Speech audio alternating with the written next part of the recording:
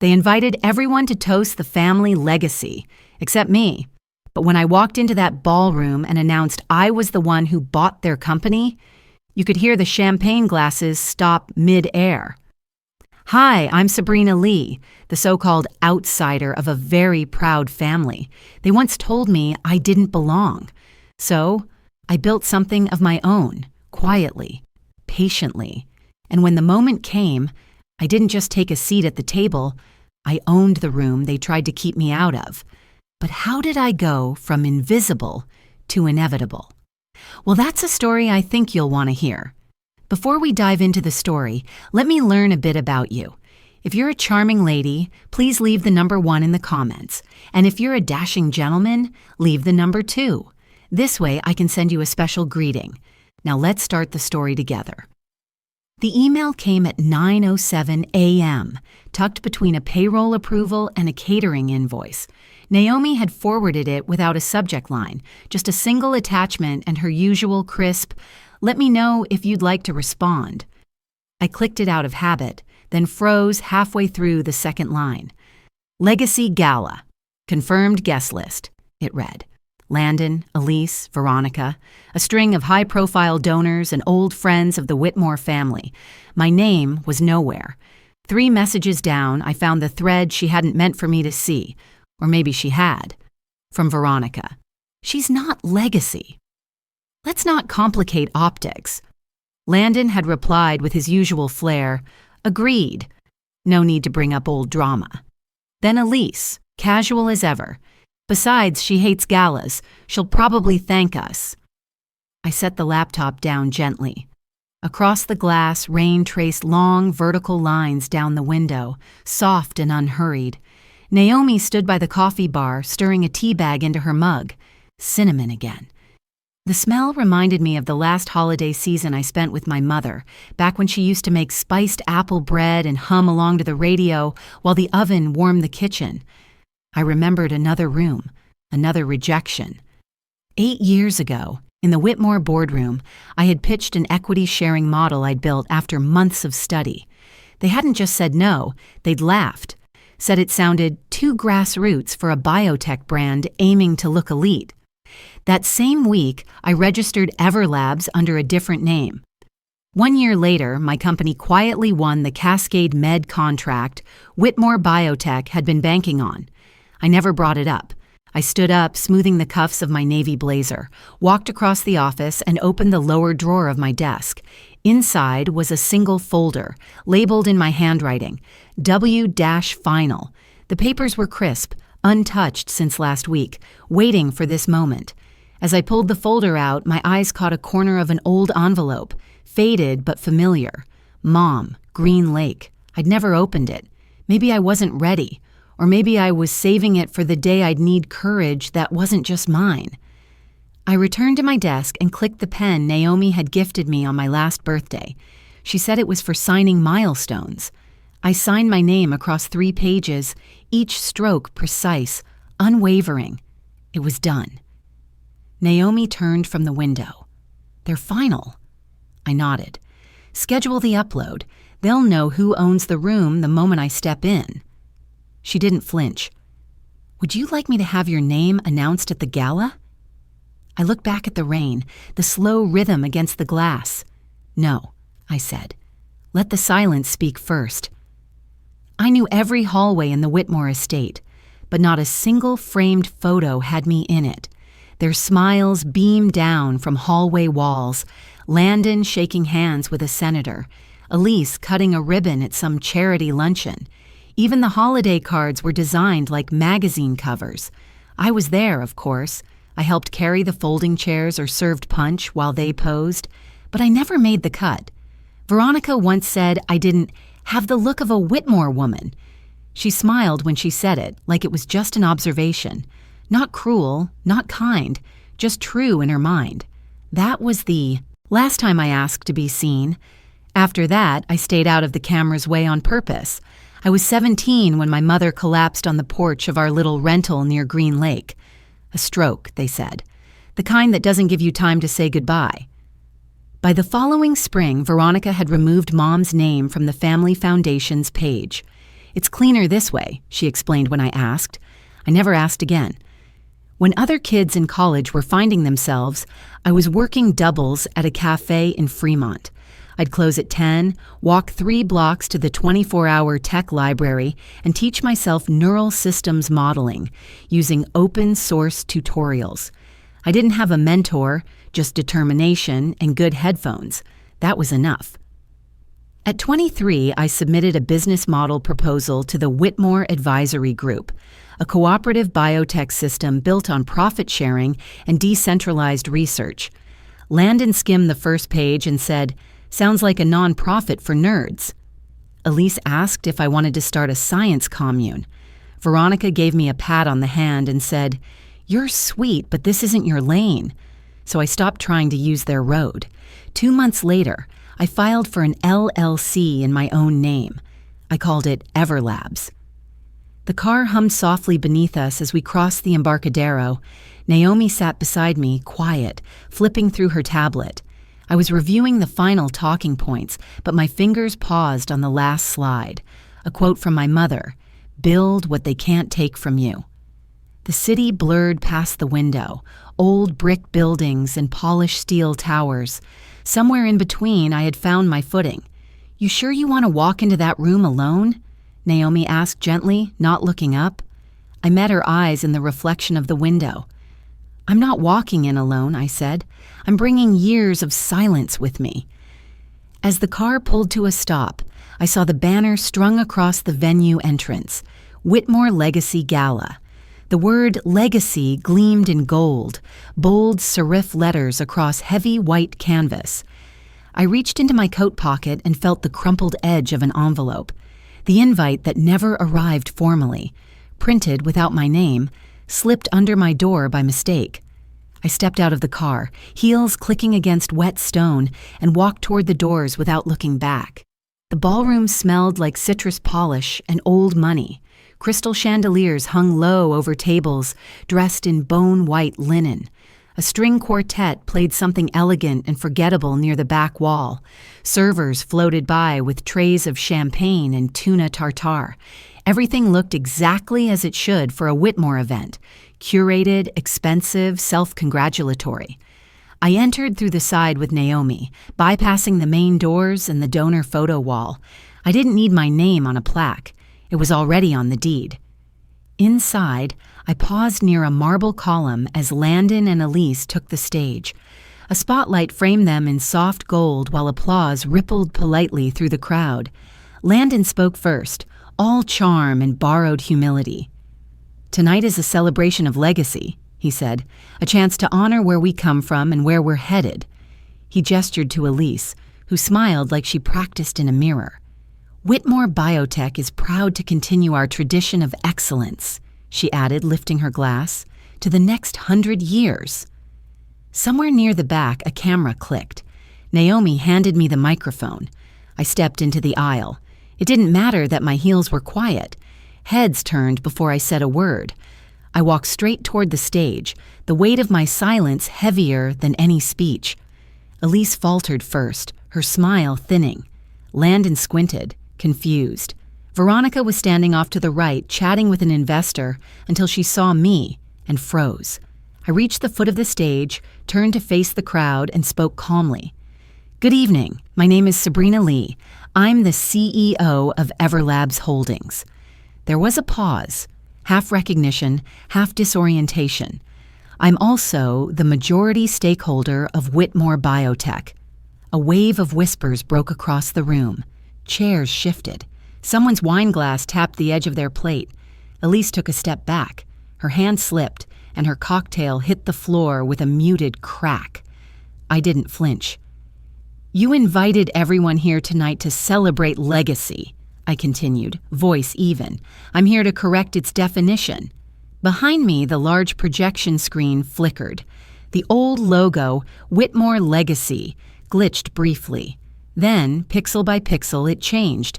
The new design unfolded in clean serif letters, Whitmore Reimagined. People turned to each other, unsure whether to clap or gasp. Naomi stood calmly at the edge of the platform, tablet in hand. Everything was happening exactly as planned. Veronica pushed her way through the front row, her steps sharp. She was composed, but I knew the signs. Her jaw tightened, her fingers pinched the clutch at her side. "What are you doing here?" she asked, her voice low and strained. I turned to her, steady. "Taking back the room you kept me out of." She blinked, as if the sentence had come from someone she hadn't remembered existed. I didn't stay to explain. I handed the microphone to Naomi and stepped down from the stage, letting the murmurs rise behind me like waves hitting stone. Success isn't loud, it's consistent. My mother's words echoed not in my ears, but in the stillness that followed me out of the spotlight. And for the first time in years, the silence belonged to me. The security escort was discreet but unmistakable. No raised voices, no rush, just firm, quiet direction as they led Veronica, Landon, and Elise through the side hallway and into the private VIP lounge. Naomi and I followed behind, steps even, tablet in her hand, envelope in mine. The lounge was designed for billion-dollar deals and publicists' damage control. Plush velvet chairs, soft lighting, and a fresh floral arrangement that hadn't been touched since the gala began. The champagne flutes on the side table remained full. No one dared drink. Elise sank into a chair first, her sequined dress crinkling as she crossed her arms tight over her chest.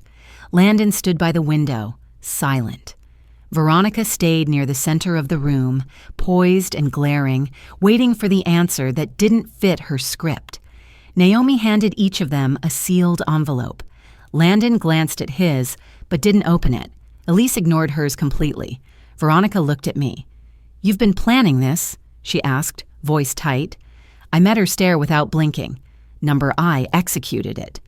She took a step closer. "You don't get to show up and dismantle a legacy in front of hundreds of people without warning." "I didn't dismantle anything," I replied. "I offered the board a future. They chose it." She scoffed. "They chose you?" Naomi tapped the screen of her tablet. The image changed to a digital copy of the signed acquisition documents, each bearing the Whitmore Board's approval from 2 weeks ago. Elise finally spoke. "This was Naomi, wasn't it? She fed you information. She manipulated things." Naomi raised an eyebrow but stayed silent. I walked to the center table and placed my envelope down. "I didn't need manipulation," I said calmly. "Just consistency, strategy, and patience. All the things I was once mocked for." I reached into the folder and slid out copies of board minutes, acquisition schedules, and internal notes, each bearing familiar handwriting from their own executive assistant. The truth had never been hidden. They simply hadn't looked. Landon stood unmoving, eyes on the television screen mounted above the fireplace. It was still tuned to the event live stream, but the old Whitmore Legacy logo was gone. In its place, Whitmore reimagined, framed in navy and gold. He blinked, then looked at me, but he didn't speak. "This isn't a coup," I said, folding my hands in front of me. "This is compliance, executed legally, cleanly, and silently." No one argued. For once, no one had a line ready. I opened the leather folio Naomi had been carrying and pulled out 2 manila folders. I placed them on the table, one in front of Elise, one in front of Landon. "Your new roles," I said, "if you choose to stay." Veronica's jaw clenched. Elise didn't move. Landon finally reached forward and rested his hand on the folder, but didn't lift it. I didn't smirk. I didn't raise my voice. I had already said what mattered. Naomi turned her tablet to face them. 2 job descriptions glowed on screen: Junior Operations Coordinator and Client Support Liaison. The titles weren't meant to shame. They were a mirror, not of who they had been, but of what they were willing to become if they chose humility over pride. No one touched the champagne. They used to call me over-dramatic. Behind my back, mostly. Too intense, too emotional, too ambitious. Today, the receptionist greeted me with, "Good morning, ma'am," and offered coffee without a trace of irony. It was Monday. The gala was only 2 days behind us, but the air inside Everlabs felt cleaner somehow. less weighted by old names and old patterns. I stood near the onboarding suite, arms loosely folded, watching the digital clock blink, 9:12. Elise arrived first. She stepped into the room quietly without her usual clatter of perfume and heels. Her hair was pulled back in a low knot, no earrings, just a plain blouse and slacks. It took me a second to realize this was the first time I'd seen her without highlighter or gloss. She sat across from me, her fingers tugging gently at the edge of the offer letter Naomi had printed. "This is real?" she asked, not with defiance, just disbelief. I nodded. "You'll report to operations under Layla Simmons. There's a 2-month training cycle. After that, performance reviews every quarter." She skimmed the contract, jaw tight. Then she picked up the pen and signed. Her hand trembled slightly. "I don't know if I'm good at anything real," she said quietly without looking up. "You can be," I said, "if you want to be." Landon showed up nearly half an hour later. No apology, just walked in, sat down, opened the folder. He didn't speak for several minutes, just read. Every page, twice. When he finally looked up, there was no anger in his expression, just something more unsettling, awareness. "So," he said, "you're offering a second chance." "I'm offering you structure," I said, "something to grow in, but you'll have to work for every step." He gave the faintest nod, then reached for the pen and signed with practiced steadiness. "Why give us anything?" Elise asked as she turned in her folder. "After everything." I paused, then looked at both of them. "Because learning is a gift I was denied for too long," I said. "No one ever showed me how to grow inside this family, so I had to do it outside. I'm giving you the offer I never got." They said nothing. Naomi appeared in the doorway, tablet in hand. I excused myself and followed her down the hallway. My heels echoed gently against the concrete tile. In my office, the lights were low. A soft instrumental played from my phone speaker, an old holiday melody my mom used to hum while folding laundry. I let it keep playing. On my desk was the envelope I'd carried for years. Mom. Green Lake. I had never opened it. Until now. I slid my finger under the flap and pulled out a single sticky note, the ink slightly faded. "You already know your worth. No signature. No advice. Just 5 words. But they were enough." I heard Naomi's voice behind me, soft but steady. "Veronica's requested a closed meeting," she said. "Just the 2 of you." I folded the note carefully and slid it into my drawer. "Let her in," I said. "I think it's time." She entered like she always had, composed, immaculate, one heel slightly ahead of the other. Her blazer was tailored, her makeup flawless, her perfume faint and expensive. But her eyes gave her away. They flicked to the corners, avoiding mine, calculating something that no longer mattered. I stayed seated. The boardroom at Everlabs was quiet, sun dipping low behind the bay. Light pooled across the long oak table, and the windows caught the gold of late afternoon. I had chosen this room carefully, not for grandeur, but for perspective. Veronica sat at the opposite end. She didn't speak at first, neither did I. Finally, she folded her hands. "Let's be civil," she said, like this was a contract negotiation. I leaned slightly forward. "This isn't a conflict, Veronica, it's a conclusion." She offered a dry smile. "You've made your point." "No," I said. "I built my point." She blinked, then tried again. "You've changed, Sabrina." I didn't flinch. "I've grown." I slid a single page across the table, a non-voting advisory board appointment, name printed cleanly without flourish. No executive power, no speaking privileges, just presence. She glanced down, frowning. "Why offer me this?" I looked at her, calm and certain. "Because I refused to become what you were." That landed. She didn't speak. Her fingers rested gently on the edge of the paper, unmoving. We sat in silence for a while. There was nothing left to argue, nothing left to explain. She finally stood. No dramatics, no tears, just the stiffness of someone who had built her life on the assumption she'd never be outmaneuvered. At the doorway, she paused, looked back. "You did it," she said, almost to herself. "You actually did it." I nodded once. I didn't do it to win. I did it so I could finally stop needing to. She left. I stayed where I was for a moment longer, letting the quiet settle into the grain of the room. The air wasn't heavy anymore, just still. A few minutes later, I moved to the window and watched below as Naomi welcomed Elise and Landon into a team huddle near the central conference pod. No camera flashes, no speeches, just open laptops, clipped agendas, and 3 people learning how to begin again. Success, my mother once said, isn't to prove others wrong. It's to prove yourself right, without apology. And maybe that's what legacy really is. Not what you inherit, what you choose to build. Watching them begin again, quietly, without applause, was the most honest moment of the whole journey. For the first time, I didn't feel the need to prove anything. I had already become the woman my mother believed I could be. Sometimes we spend years chasing acceptance, only to learn that true worth doesn't come from being invited. It comes from building the space where others finally learn to listen. Forgiveness isn't always about letting go of the past. Sometimes it's about offering the kind of beginning you were never given. If this story touched something in you, I'd love to hear your thoughts. Feel free to share your reflections or simply sit with them quietly. Both are ways of honoring the path you've walked.